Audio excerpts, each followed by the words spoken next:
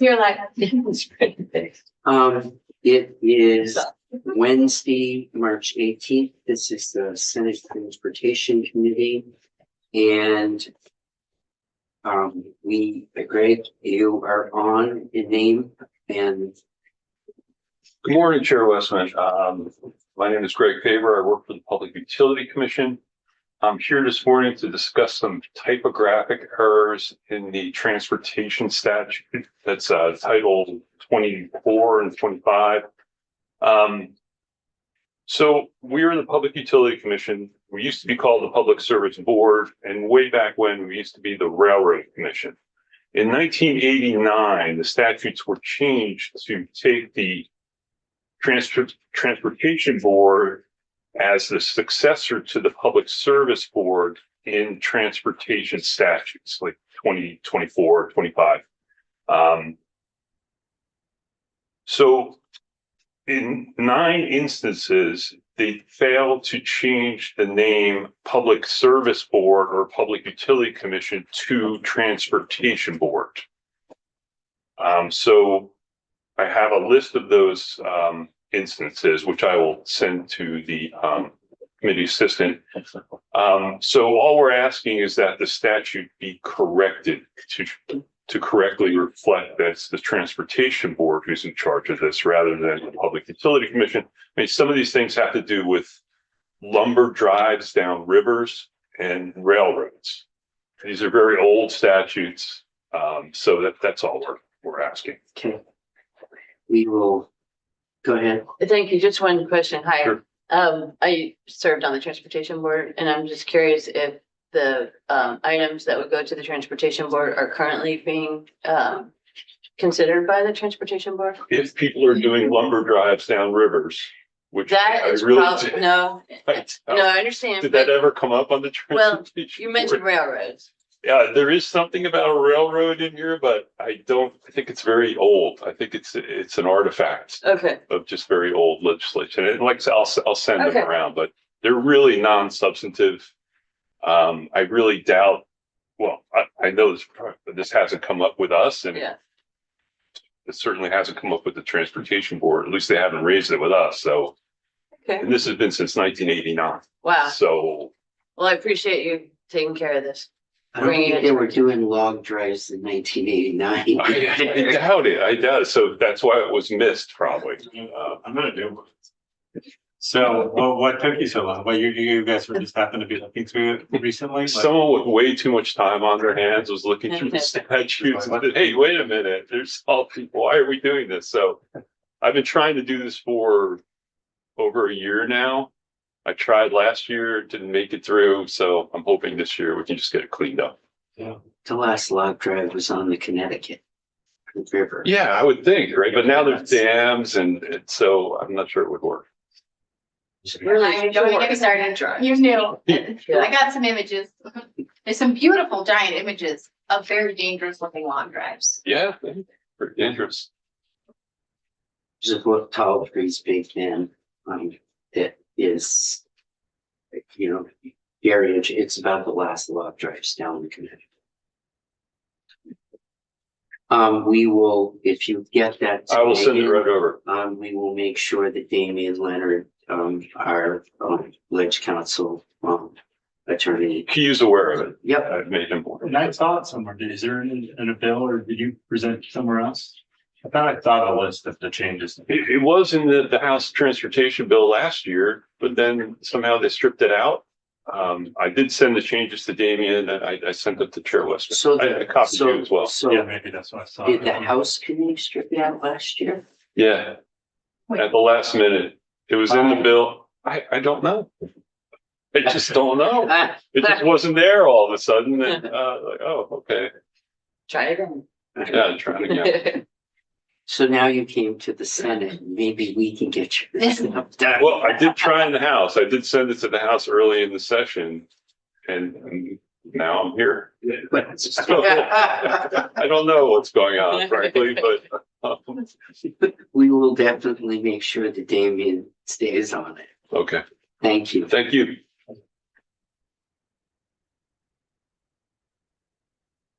Next is the aviation budget.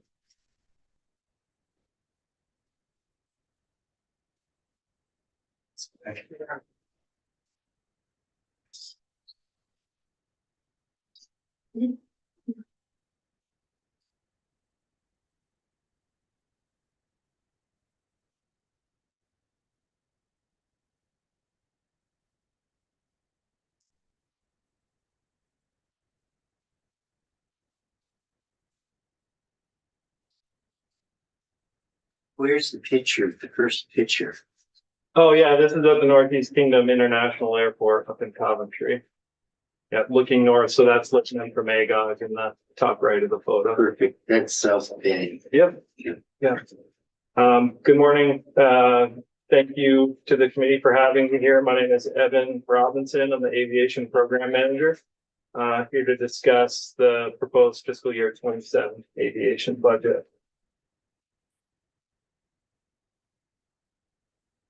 So just a little breakdown of the 27 proposed expenditures. 6,710,146 in the T fund. In harmony with a 6,270,734 federal share as well, for a total of $12,980,880. Geez, I almost these about these minutes. Oh, yeah, absolutely. So that actually the lower left is the same airport, Northeast Kingdom International. It's looking south. And the one on the right is John Boylan State Airport in Brighton, Island Park Airport. So Is that still grass? I was thinking. yeah, it's about a 3,000 foot grass strip. Yeah. So, Peasley's Airport?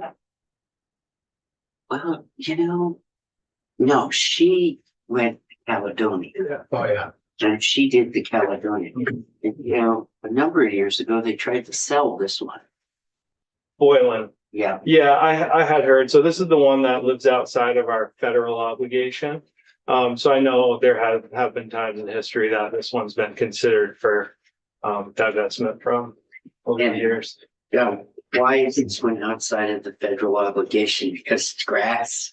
Yeah, I think I'm not sure the entire history of how the state came to acquire it. But with the fact that there was no pavement infrastructure, no nav aids, et cetera, my guess is the state didn't need federal funding to acquire the land or any of the infrastructure there. So, What infrastructure is there other than the grass strip, so it's just a grass strip, and we have 3 leases there. little building? Yeah, there's 3 buildings.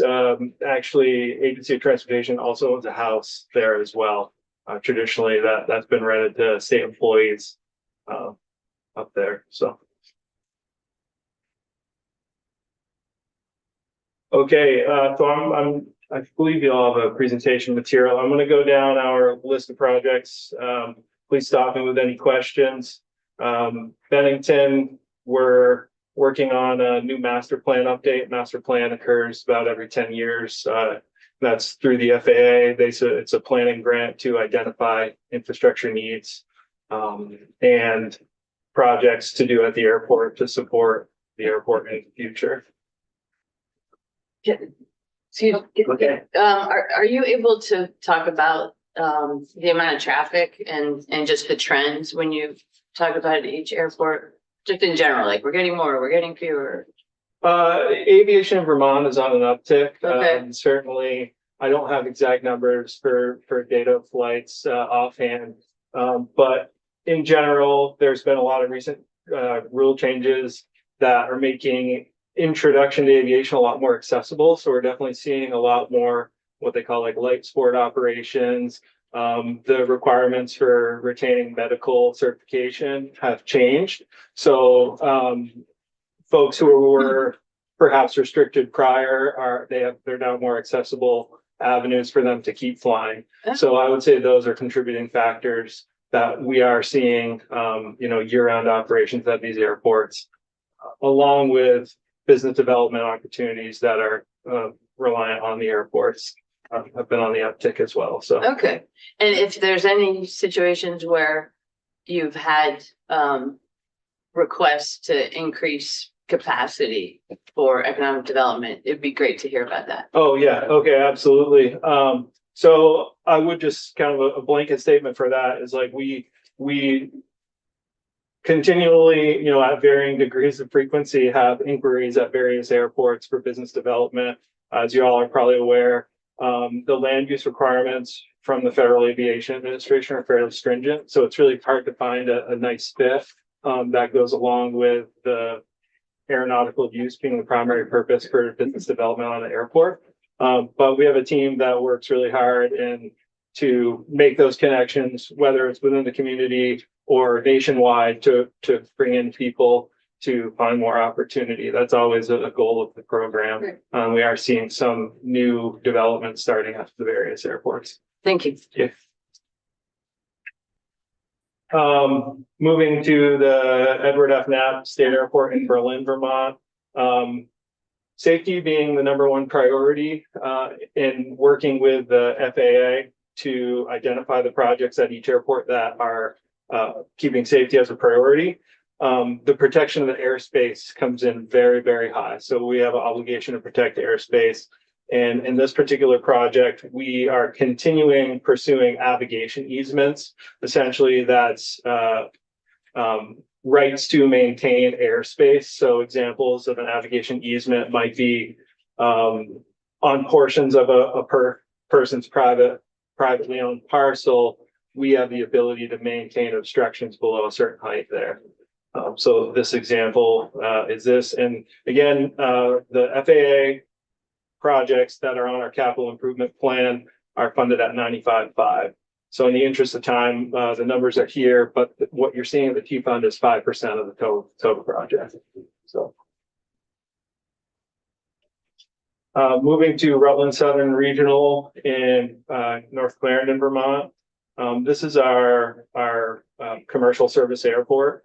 And so we have several projects usually on an annual basis identified by the FAA. The standards for the maintenance and operation of that airport are slightly elevated. For example, we have the aircraft rescue and firefighting truck.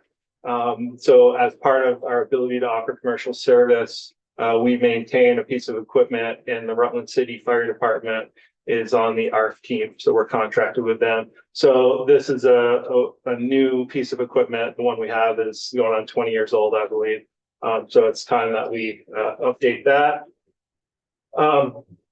Similar, Rutland requires an EMAS system. Essentially, it's an engineered materials arresting system. It's kind of like a runaway truck ramp, but it's for an airplane that would overrun a runway. On the south end of that airfield, we don't have an appropriate or a long enough distance where we have to require that engineered material to stop if an aircraft were to overrun. So we have to do annual maintenance on that.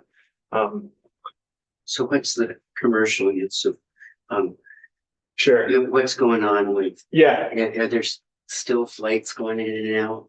Of Rutland? Yeah. Specifically? Yeah. So the commercial use airport, we have through the Essential Air Service, which is a federally subsidized commercial air service program that gets commercial aircraft to rural areas. So we have Cape Air that has been there for quite a long time now, and they offer 3 flights a day to Boston. So the program is designed to get folks in rural areas to major hub airports closest to their region. So yeah, they 7 days a week, 365, they do 3 flights to Boston, morning, midday, and evening, And to and from. how big are their planes? Yeah, they're an air taxi service, so they have the ability to carry 7 passengers along with 2 crews. So 9 maximum is how their business model is. And every 4 years, that contract is renewed with the FAA. So, a big project that will be starting the first half, or the first portion, I should say, of construction at the end of fiscal year 27. We received a large discretionary grant from the FAA to rehab the terminal apron. You can think of the terminal apron as like the airplane parking lot, right? To get to the terminal. So that image in the lower right is just the blueprint and the design for the rehab of the terminal apron. Additional safety enhancements at Rutland, Key Valley to PAPI upgrade. That's changing the visual lighting guidance system to add vertical guidance. So meaning visually as a pilot's coming into the airport, those light indicators tell you if you're too high or too low for the approach path. Right now, one direction of the runway doesn't have that vertical guidance. So safety enhancement priority of the FAA. Obstruction studies, as always, trees keep growing, no matter how hard we wish they didn't around the airports. Like I said, we have the obligation to protect the airspace. So we have an obstruction study to identify trees that are encroaching on the approach lighting system, which is a 3D representation of the obstructions on the upper right. Along with the Cape Air Service, we have the obligation to provide law enforcement services while aircraft are while they're boarding. So 3 times a day for some, the Rutland County Sheriff's Office provides law enforcement services at the Rutland Airport, and that's a TSA, Criminal Security Agency requirement. Did we ever get the hangar space for the snow plows or maintenance trucks that are there? At one point, there was Right. or like I think 3 years in a row in there, but we kept taking it out because there was no federal money. Yeah. So the feasibility of that, from what I understand, the feasibility of that building, the scope of what it needed to be, like far outweighed. I think they went out to bid on it one time and try to get some pricing, and the cost of what the needs were just like so far excessive from what the allocation was. So we weren't able to follow through with that project. So they're in a spot, they're undercover. I will say it's not ideal. We have a marvelous operator, and he's probably the only person in the state that can get the big sweeper back into that spot safely. But so it's not user friendly, but they are, the assets are undercover, and we do have a spot for them currently. So you didn't ask for that this year? Correct. We haven't forgot about it, but we're I think it was in the budget twice and it got taken out over the last 5 years. Yeah. Moving north to Northeast Kingdom International and Coventry. Oh, sorry. So there must be some, I'm going to go back to the old days, and there was a period of time where, when Senator Mazza was here, they were pushing to, get the airports in a place where they financially were, making more money.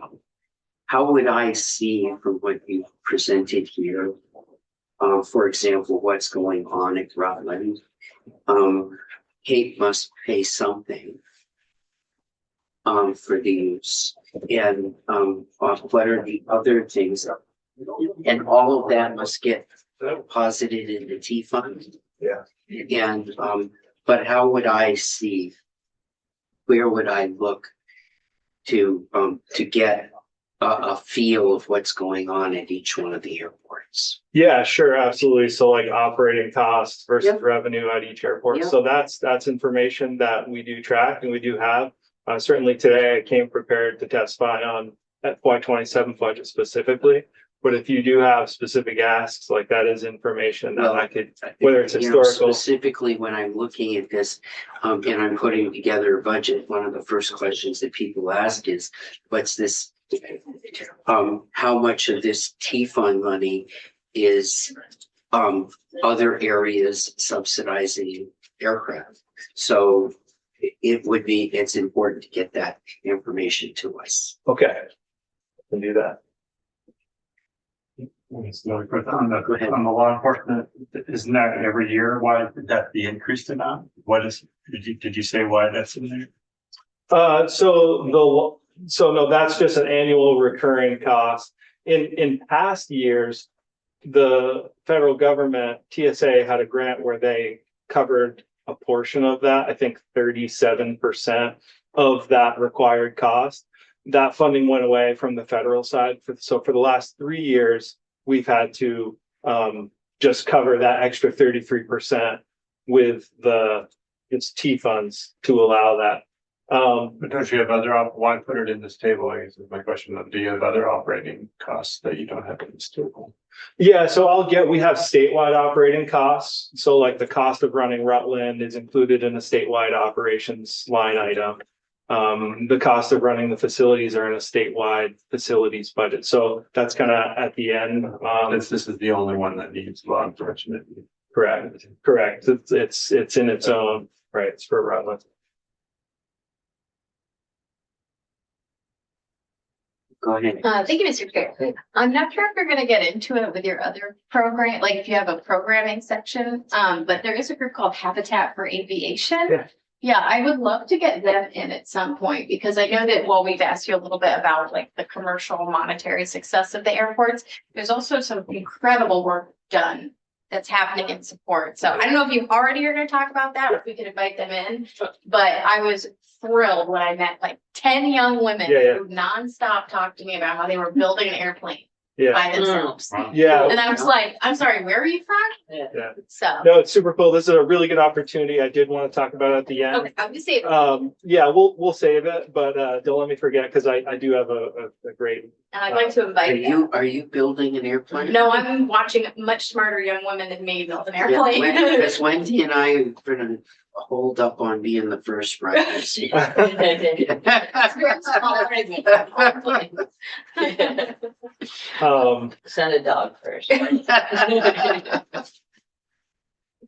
Safety enhancement for Northeast Kingdom International at Coventry. The development of an instrument approach. So during poor weather conditions, aircraft need to utilize an instrument flight plan. So essentially they fly with no visual references if they're flying in the clouds. We have a procedure for only one of the directions at the airport at Northeast Kingdom. And what a pilot has to do, they have to get below a minimum altitude and then circle around to land the opposite direction if that's the way the wind, the preferred runway for the wind. What this has done is that we've lost potential business development opportunities at the airport because the large scale aircraft that utilize that may have insurance requirements that don't allow them to come in. So it's kind of negatively affecting our ability to pursue those aeronautical developments at that airport in which there's ample opportunity up there. So we feel as though it's a safety enhancement, number one, but number two, it would support business development at the airport. This was something that the FAA used to fund as part of their capital improvement projects, but due to their downsizing and capacity, we now have to outsource the development of those approaches. So hence the T fund only allocation on this. So just a question, is that airport, are we still in discussion about selling that airport? That's not Northeast Kingdom International, that's Oh, Caledonia okay. County, but This- yes. Are you gonna give us an update on it, or there's no update? Yeah, no, I can certainly give you an update. So there's actually language being proposed in the T-bill right now to extend what was a May 8th of this year deadline to complete the sale. We're mired in some of the FAA red tape for that. There is still continual back and forth with the FAA on it. So we're still hopeful that that will be a successful transaction. The benefits it's going to bring to the area up there are pretty immense at a pace at which, traditionally on our timeline, it would take a long time to see those results. So we are in progress. You'll see that in the T-bill. We're asking for more time. Of course, nobody anticipated the multi-year process it would have been, but there's no standard for that process. There's no real precedent set. So it's been a work through amongst other FAA reauthorization 2024 with changing language. Those are some of the variables that we've been dealing with, but we're still pursuing it. Absolutely. Franklin County State Airport in Highgate, Vermont. Safety enhancement identified by our team as well as with the FAA is the completion of a perimeter fence completely around that airport. The justification being that we have multiple wildlife hazards on that runway. That's by landings. Aside from Burlington, that's the busiest airport in Vermont with the flight training and the organizations that we have up there. We're certainly looking to reduce those wildlife hazards by completing. So what else is going on at the Franklin County Airport now? I've lost track and, what's Yes. the plans? Yeah, so at the Franklin County Airport, as you can see from the photo, we just got done widening and extending the runway. That's been completed. Those grants are being closed out currently. Last year, there was a water line and sewer line brought up from Route 78 by the town of Highgate up to the airport itself that now serves multiple hangars as well as our terminal building, with the intention that it would allow streamlined access to any business development on the airport, that we do have acreage up there to support. That dovetails kind of with the statewide pre-permitting or streamlined permitting process of hangar lots at all of our airports. So what businesses are we looking at coming in? Yeah, so there have been a lot of discussions past, currently, and hopefully for the future, where now that the runway is wider and longer, it can accommodate a different class size of aircraft. So we could start to get into some light freight operations there. That may in the future dovetail nicely with advanced air mobility. So I'm not sure if anybody caught news, like the US DOT and FAA have announced recent partnerships to support like the electric aircraft movement, to start pilot testing, whether it's rural freight delivery, high value medical supplies, organ transportation. There's a lot of kind of unique ideas with the advent of these new electric aircraft that we see in airports such as Franklin County being able to accommodate, again, with some of the acreage that's at the airport there and the recent infrastructure improvements. So that answer your question? So Roughly. yeah, And they're doing this. roughly, I'm far enough away, but I know the whole skirmish about Sure. Franklin County Field Days Yep. being pushed out. Yeah. And So that where they were has always been on our airport layout plan, which is a hand in hand with the feds, right? Identified for long-term planning as aviation use for development. So again, the land use requirements of an airport being it's primarily for aeronautical use. That is an area in which we're interested to attract aeronautical business development to that area.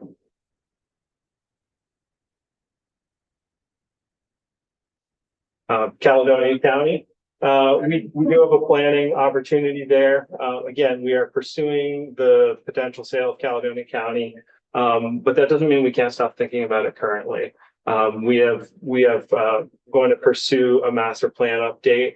The most recent one there is far outdated. So in an effort to identify what are the next steps for infrastructure improvement, what's the logical order, safety enhancements, we'll plan for that as if we are going to retain it.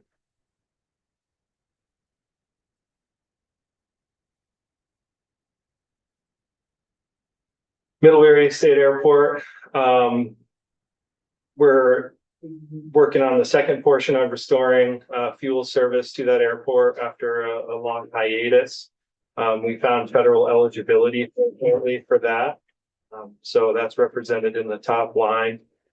And in addition, That proposed before. yeah, so that was in FY26 as well. The Middlebury Terminal Building, we have applied for a very competitive grant opportunity through the federal government, FAA, American Terminal Program grant. Vermont's the only state that has not had an American Terminal Program grant award. This is the last year of it being offered from the FAA, so we're hopeful to get about a $2 million competitive grant to support building a terminal building for the public.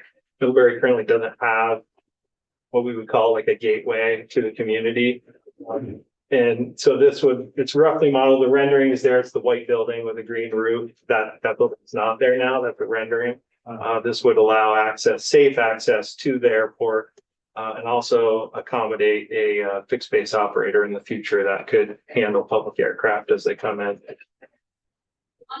Go ahead. Since we're on the Middleborough Airport, Sure. I know we have a bill that's on our wall from last year, or maybe it was introduced this year by Senator Ruth Hardy, who I believe this is the airport that she lives close to.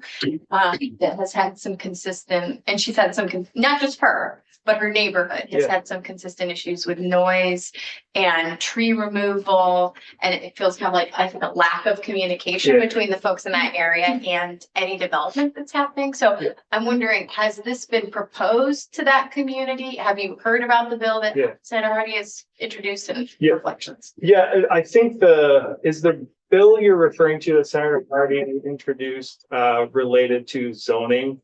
Yeah, I'm trying, I know it's on our wall. I don't have that eyesight to find it, so I was trying to find it on our. I think I do recall, and I'm not sure it's applicable to the public airports or this one particularly, but if I recall, it's related to, like restricted landing areas and zoning of. Yes, Yeah. S-134. Yeah. Yeah, it's about municipal authority for restricting land. Yeah. So with this, like, if we pass that bill, what would happen to this? Yeah, no, so that I think is specifically for private use landing. But this one here, I maybe, I think they yeah, also, her bill also might have done, they have a person in Addison County had a private airstrip, Oh. Yeah. but they wanted to regulate it. But they're, yeah. She does have constituents that have complained Yeah. about this. Yeah. Well, this airport has had neighbor issues off and on for. Yeah. There. Well, it's a pretty active airport considering the population. Mhm. And it looks like it's actually not in our committee, which is my confusion. It's over at Natural Resources. So shout out to Megan for her sign language communication. Yeah, so just to address the community, we have in the last couple years, we provide the town of Middlebury with a quarterly update just to kind of keep them in the loop with, hey, this is what we're doing. And they actually have a airport liaison on their select board. So that's like a person that I have a direct point of contact to kind of communicate any of the proposals. And yes, the constituents are aware of this. We're actually, I think, out of courtesy, going to present it at the zoning review, but typically like capital improvement projects at a federal airport kind of fall potentially outside of purview of local zoning in some instances. So it's nuanced, but Go ahead, Pat. Do you happen to know how long that airport's been there? no, I don't. No. I don't. For a while, I'm guessing. Yeah, certainly. And then along with the safety enhancement, instrument approach procedure, which I kind of discussed and talked through for Coventry. That's the only airport in the state that actually doesn't have one currently. So in that PAPI, which is that visual guidance, that light that allows pilots to come in safely, we're investigating, doing planning on those projects for the future.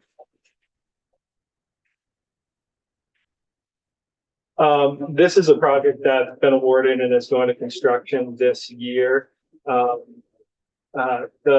you see F8 pointing to a light shade of gray, there's a 1,000-foot parallel taxiway extension. Priority from the FAA to make that addition there.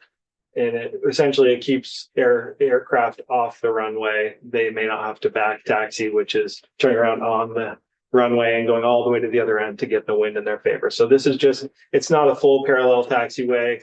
But one step at a time, it is a safety enhancement for there. And so this would be the first half was authorized in 26. This is the second half of the construction cost that will be starting in another month or so.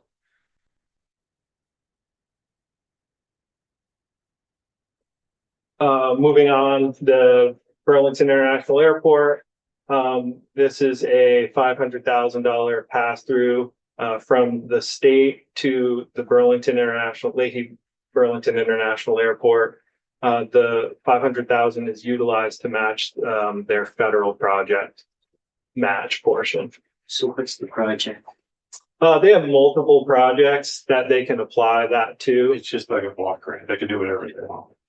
Yeah, so they have to provide us with which grant or which project specifically that they're applying those funds to. And then once they give us that breakdown, essentially we will issue them that payment on an annual basis, for those projects that occurred that year. So there's coordination. So I don't know exactly. I know they've done a lot of terminal upgrades or in the process of, but it could be runway, pavement maintenance, runway extension, any of those FAA sponsored projects. Go ahead. So they have to be used for FAA approved projects? Like they Yes. can't use it for marketing or anything or any of that stuff? Correct. Well, language from the T-bill in 2018 reflects that the allocation from the state is to go towards capital projects, FAA funded projects. Do you know if there's a little movement or desire from the airport to broaden the scope of what they can use that money for? Have you heard anything about that? I'm aware that conversations have been had with the House Transportation Committee, or perhaps that there has been some communication on that suggesting that, but I have not seen it, so I'm not privy to know what those Yeah, communications are about. I know what's happened, but I don't know what it is. Right, yeah, I'm saying. And, Oh, sorry. do you happen to know what the the jet fuel tax revenue is from that airport? No, I do not. I know that there's a separate investigation of that because there is another bill that discusses option tax for aviation fuel. So I know that other AOT folks have been working on that. I just wonder Parallel if the to that. 500,000 is more than we collect or less than we collect.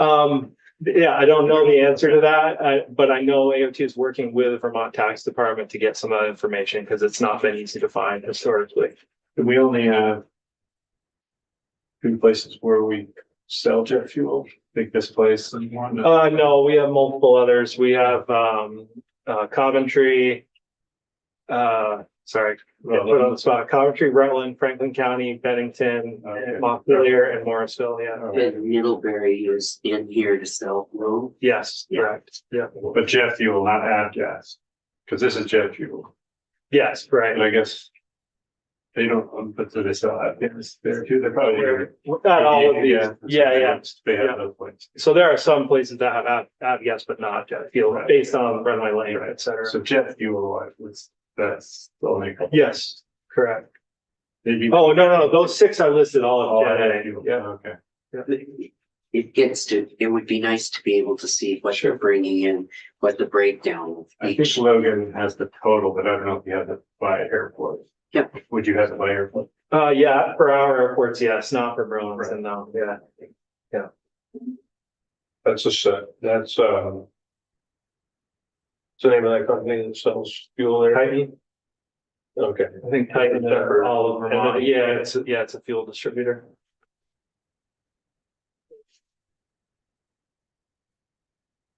Hartnett State, in preparation for a large scale runway reconstruction, we're pursuing those navigation easements. So I mentioned an obstruction study. This photos represent known obstructions that need to be mitigated in preparation for a large scale reconstruction of the runway. Yeah. Oh, it's called Hartness. Governor Hartness, Governor Ernst. Yeah. which we will, you know what? Anyone wants to go to the Hartness House and explore. It's- the Oh, I airport. heard it. Yeah, Oh, yeah. The Hartness House is beautiful. yeah, I haven't famous. been- I haven't been in years, but Well, it is. if you want to see the project and get, At the governor's house. Mhm. Yeah, pretty cool. But when is the construction project active? Yeah, so the construction of it, not on it wasn't our idea, but the FAA, because it's such a big discretionary grant, they are responsible for the region on an annual basis. So they asked us to push it 1 year, so essentially it fit into their budget. So the construction will be in 2029, the Okay. spring of. So it's a big lead up to these large scale reconstruction. This is the second longest runway in the state behind Burlington. Oh, that's interesting. Yeah, so these projects, and then again, a theme of being able to offer reliable, consistent fuel services, just like the gas station for the airport. We have a plan to get all of our outdated tanks from underground above ground and upgrade them. They're all beyond, not all, most are beyond their service life. They're over 30 years old. So we've had a lot of maintenance issues. So we're starting to just implement them in half of the fuel farm every fiscal year, essentially. Some may have federal eligibility, some don't, but either way, we have to get them accounted for and taken care of. So we can mitigate issues and provide consistent service. I just do have a question. Do you know what John Boylan was? I don't, Okay. Oh, I don't know who John Boyd. for the Boylan Airport, Oh, for the trivia question. dang, I gotta write this down. When I came here, John Boylan was chair of the Senate Appropriations Committee and had been for decades. You may have an airport named after you one day. I guess I Virtually. appropriate some money for an airport. Okay, on to rounding out the last couple slides here, onto the statewide line items. As I mentioned, there are like costs, personnel, administration of utilities that are grouped for all airports into a line item specifically. So aviation facilities, that's the monies to keep the lights on and doors operational at our 44 state-owned facilities at our 10 airports. I think it's 44, close to that number at least. And then the aviation administration, the 20 full-time employees, along with, insurances and agency digital service fees, that's the 3,021,052. And so then statewide aviation operations budget. So that is to maintain all of the equipment assets we have or the rental fees through our central garage to lease those pieces of equipment. It's money for once we get these obstruction removals, the FAA says you can pay for it once, but you have to maintain it. So all the reoccurring maintenance of easements and approaches and right of ways comes out of that budget, as well as funds the UAS program and the drone operations that we conduct for the aviation program. Maintenance of the fuel farms, maintenance of the airport lights, all the nav aids, we own weather systems, etc. Beacons, safety beacons.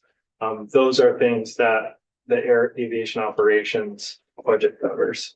And that's a $1.3,320. So is that all of the communications stuff? It seems low. Those, The sorry, aviation operations, does that include all the communications like, also? could you cite examples of, sorry, Like the communications with the planes and oh, the all of radio, that? like the The radio radar- infrastructure?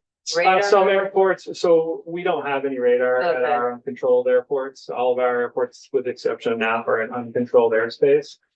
So there is not that type of infrastructure there.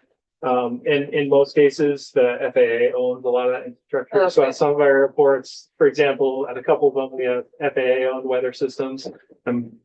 For some reason that I'm not completely sure the whole history on, we also own 4 of them.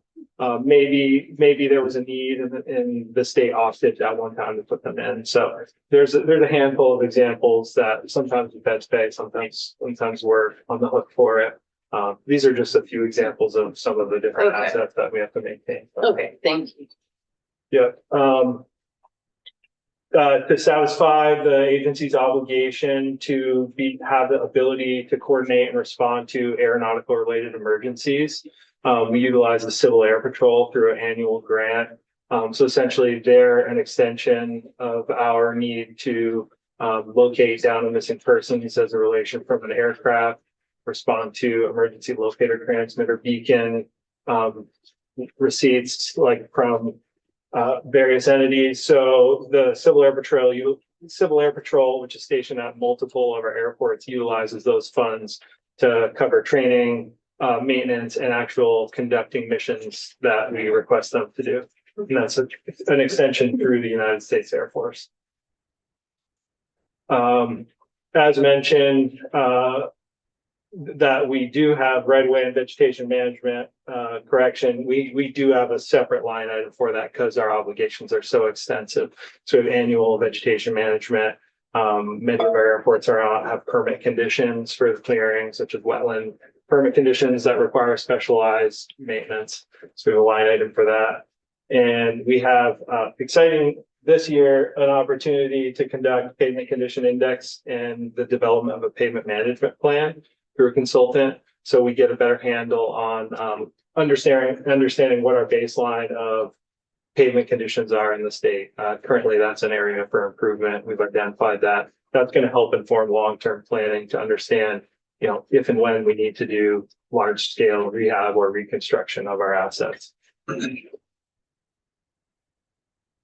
And something that I'm very excited about here, I've been working really hard and will continue in the next year or so. We're conducting a large-scale airport policy modernization effort. So essentially, we're looking at lots of either ad hoc or outdated, frankly, aviation rule sets like back from 1969 that the T-Board still uses to kind of try to navigate today's issues in 2026. We're creating an overarching document that will go through formal rulemaking from the secretary to the various committees on rulemaking to just create updated policies.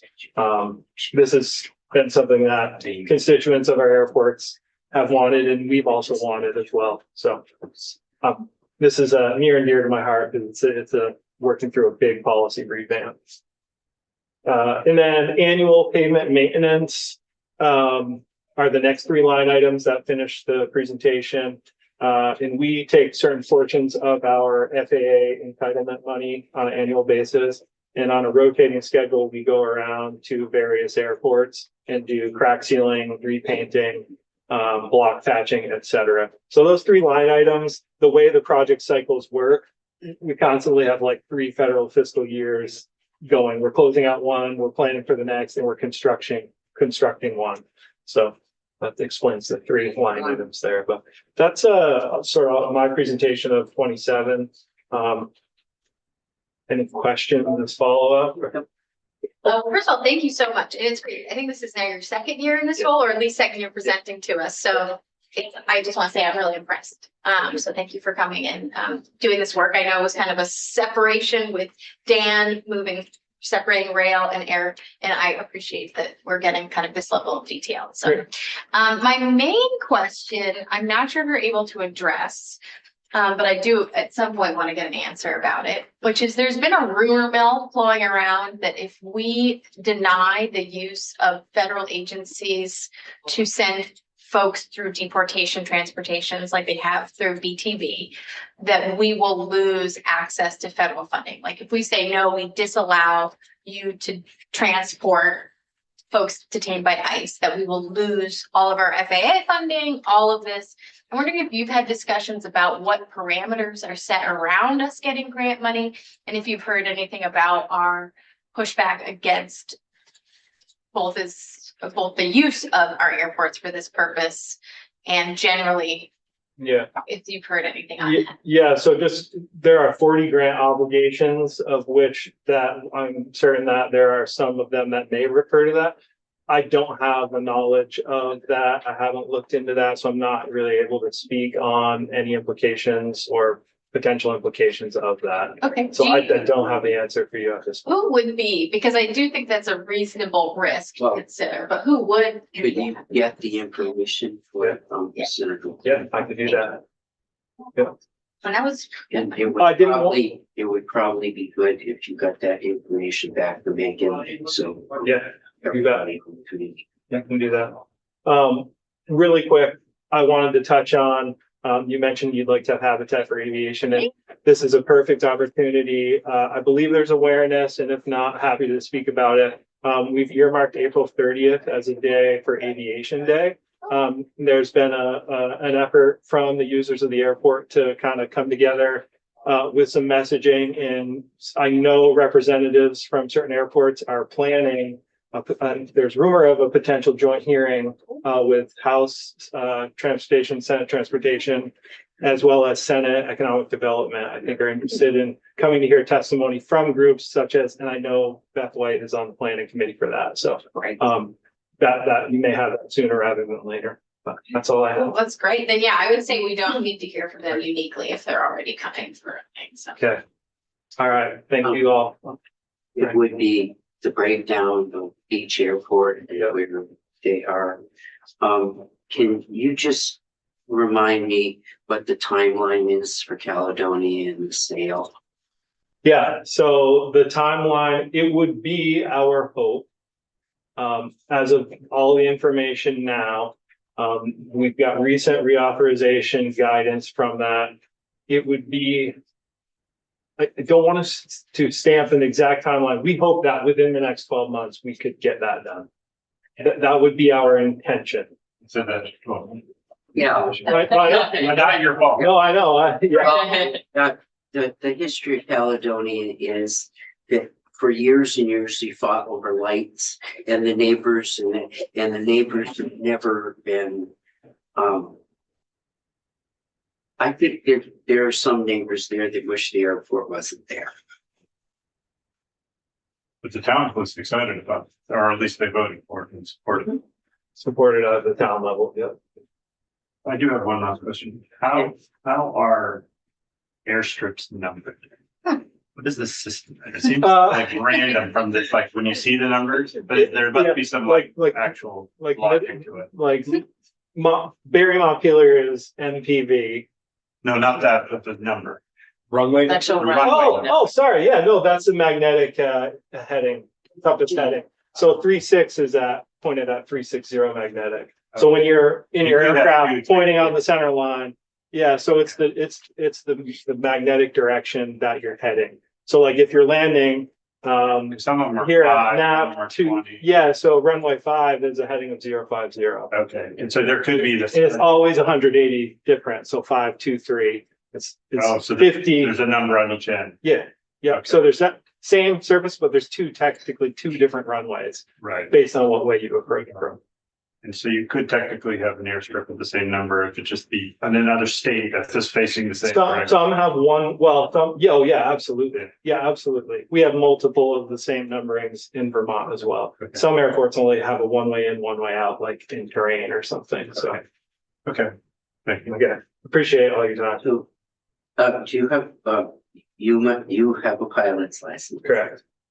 How long has you had your pilot's license? Oh, yeah, that's, so I got it when I was 17 years old, so 20 years. Yeah, I got it over in, the Champlain Islands initially. Great place. You heard it. I've heard of it. They have a private grass airport there too? I did learn, I did learn, I was fortunate enough to, my first kind of full-on summer job was up at Northern Lights Airport in Albert, Vermont. That's a private landing area, but, yeah, I kind of cut my teeth up there. Do the private landing airports have to be registered or can so? Yeah, they do through the state as well as, There's one in Calais, I remember if that There's a person is bunch still of them. there. How There's many- all over. How many, isn't there like one in Orwell and yeah. Pure Shore? Yeah, I recently looked at the list and the map. There are dozens in Vermont. So they just have, Some are active, some are not. they just register There's a process through the state. agency, the T-board, and then through the FAA to get them, yeah, registered. So I can't just land in the field? No, not according to Title V. You don't cover hot air balloons, do you? Technically, yeah. In drones, What about, what about? Yeah. Well, Yeah, anything that has coordination through the FAA, Well, we had a very tragic death in my area. a Post few years Mills, ago. yeah, I do know that. But But you have to beg this Queechy still do there? Queechy still lives there, so they have to go through you and like. get a No, permit? no, not particularly. There's different rules that they operate under. But you could land in the field. If you For were. those, yeah, it's Right. airplane, helicopter, not so much airplane, yeah. That makes sense. All right. Thanks all. thank you. All right, thank you. I think, how about a very quick 5-minute break?